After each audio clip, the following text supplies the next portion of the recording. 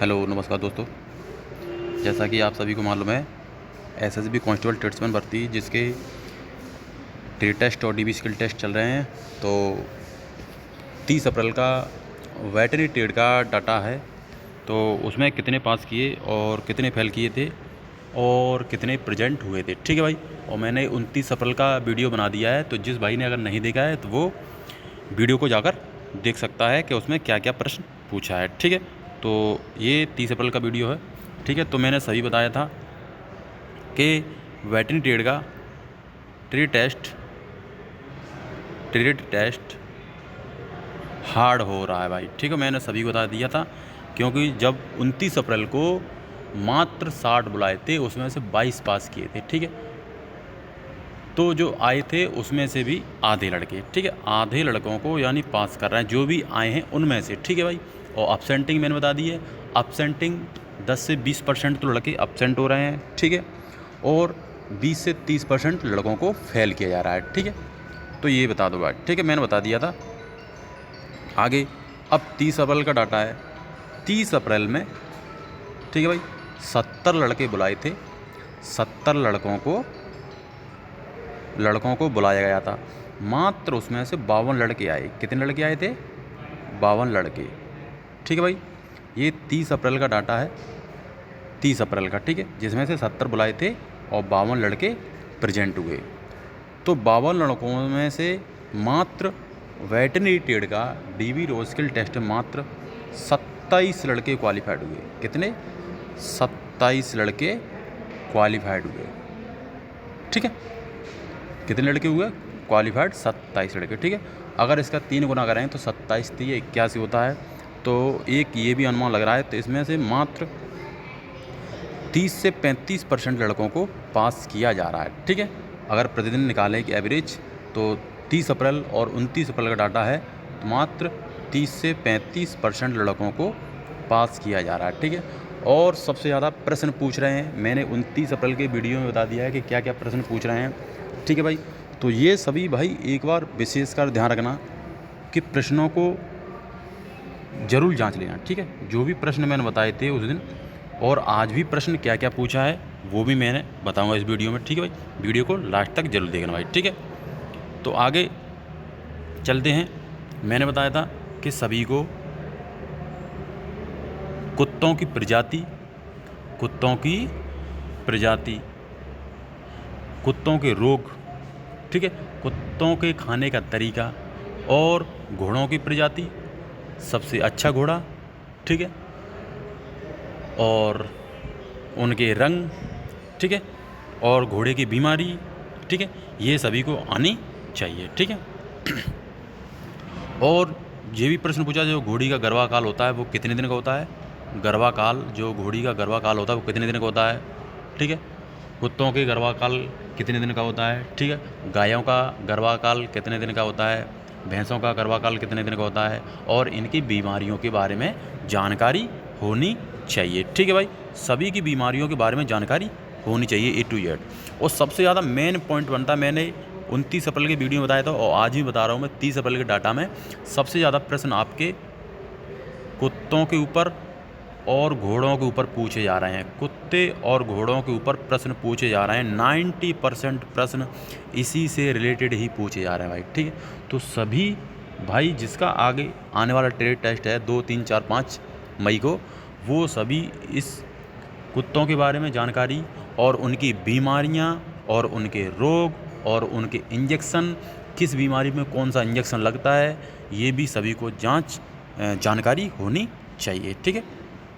एक ये भी पूछ लेता वो कि कुत्तों के काटने से कौन सा रोग होता है? कुत्तों के काटने से कौन सा रोग होता है, ठीक है। तो सभी को मालूम है रेबीज नामक रोग होता है और ये सबसे खतरनाक होता है, ठीक है। और इसका इलाज भी अब चलने लगा है। वो इंजेक्शन भी पूछ लेता है कि अब इसमें कितने इंजेक्शन लगते हैं। अगर कुत्ता कोई काट लेता है, ठीक है, तो उसके कितने इंजेक्शन लगाए जाते हैं या कितने दिन के अंतराल पर इंजेक्शन लगाए जाते हैं, ठीक है।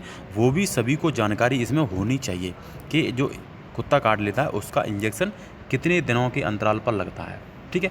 2 लगते हैं कि 3 लगते हैं इंजेक्शन, ये सभी को आने चाहिए, ठीक है। कितने दिन का अंतर लगता है, ठीक है।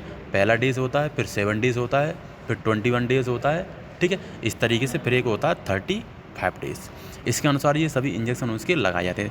तो इनके इंजेक्शनों के बारे में भी जानकारी होनी चाहिए। और रेबीज नामक रोग होता है कुत्तों के काटने से।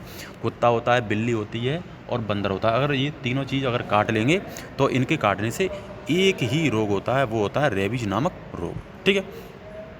और मैंने कुत्तों की प्रजाति बता दी थी भाई 29 अप्रैल के वीडियो में बताई थी कि ये सभी कौन कौन से प्रकार के कुत्ते होते हैं और उनके बाल, जो कुत्तों के बाल झड़ते हैं वो किस बीमारी से झड़ते हैं, वो किस बीमारी से इनके बाल झड़ते हैं, ठीक है, या झड़ना स्टार्ट हो जाते हैं, ठीक है।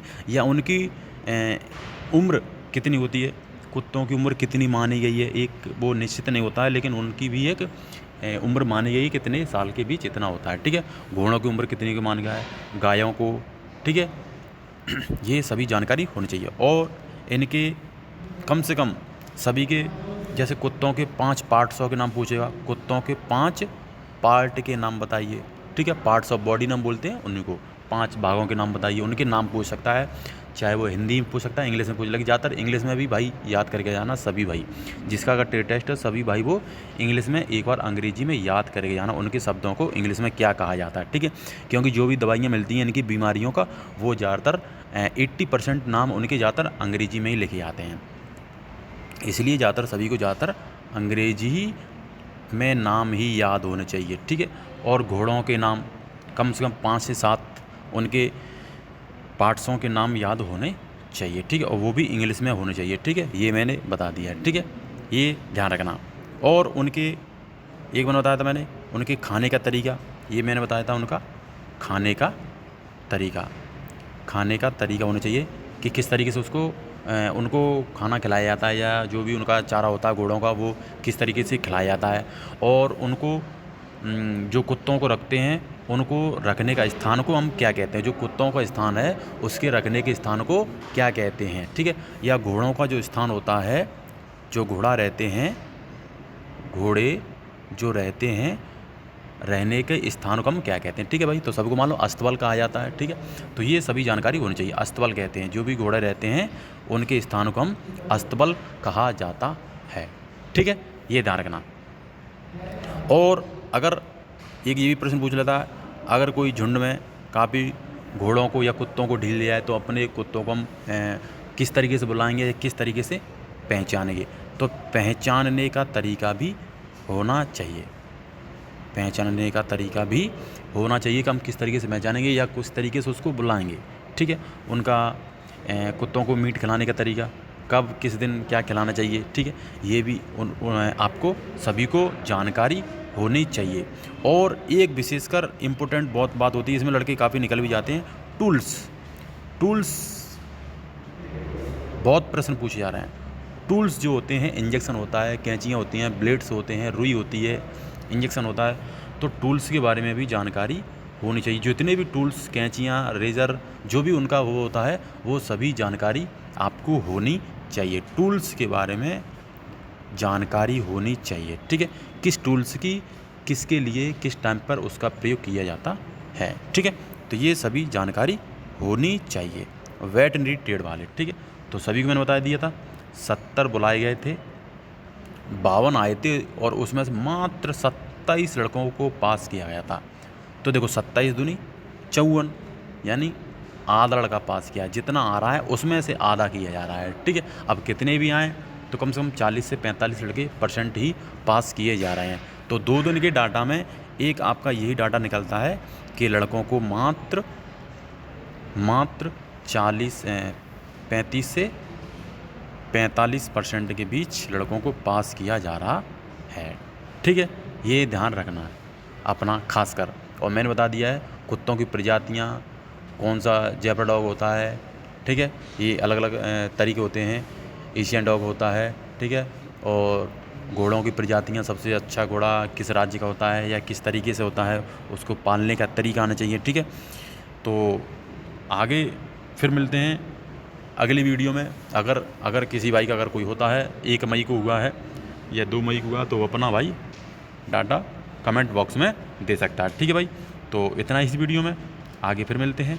जय हिंद, जय भारत, वंदे मातरम।